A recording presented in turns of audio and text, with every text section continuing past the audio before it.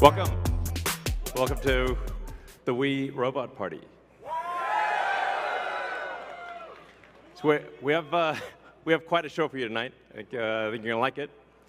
As you can see, I just arrived in the robotaxi, the Cybercab. And there's 20 more where that came from.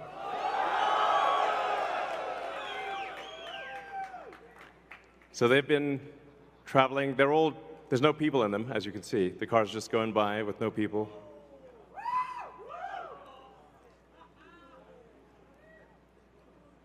And we have 50 fully autonomous cars here tonight. So you'll see Model Ys and the Cybercab, all driverless. You'll be able to take a ride in the Cybercab. There's no steering wheel or pedals. So I hope this goes well. I think the cost of autonomous transport will be so low that you can think of it like individualized mass transit. The average cost of a bus per mile for a city, not the ticket price, because that is subsidized, but the average price is about $1 a mile. Whereas the cost of Cybercab, we think probably over time, from the operating cost is probably going to be around 20 cents a mile. And price, including taxes and everything else, probably ends up being 30 or 40 cents a mile. So yes, and you will be able to buy one.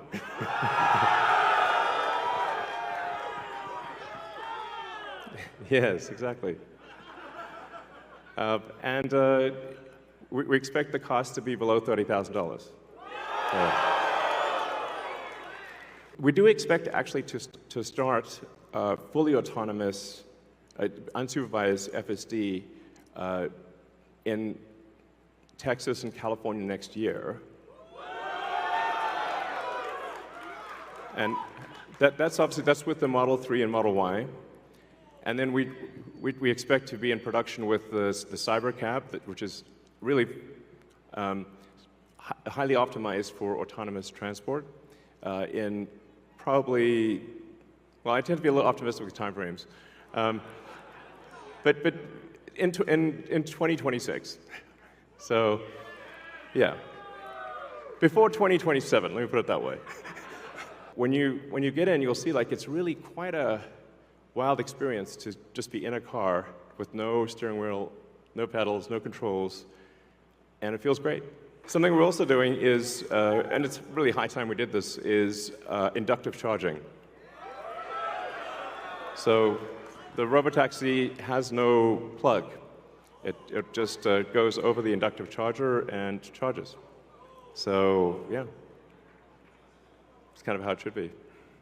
Oh, and also, what happens if you need a vehicle that is bigger than a Model Y?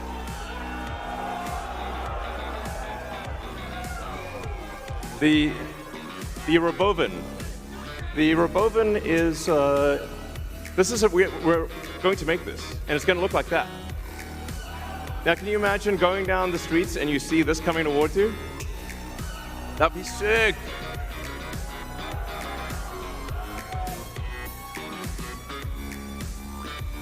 So this can carry up to 20 people, and it can also transport goods.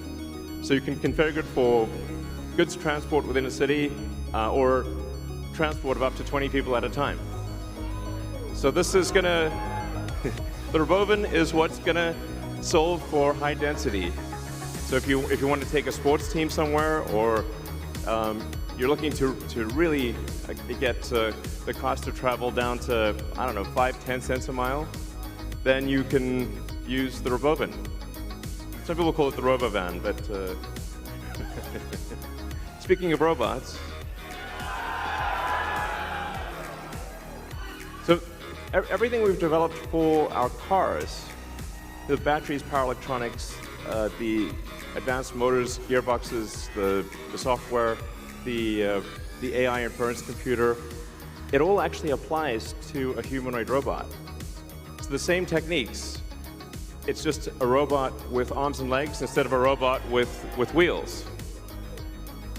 And we've made a lot of progress with the Optimus. And as you can see, we started it with someone in a robot suit, sort of down, and then we've progressed dramatically year after year. So if you extrapolate this, you're really going to have something spectacular, something that anyone could own. So you can have your own personal R2-D2 C3PO.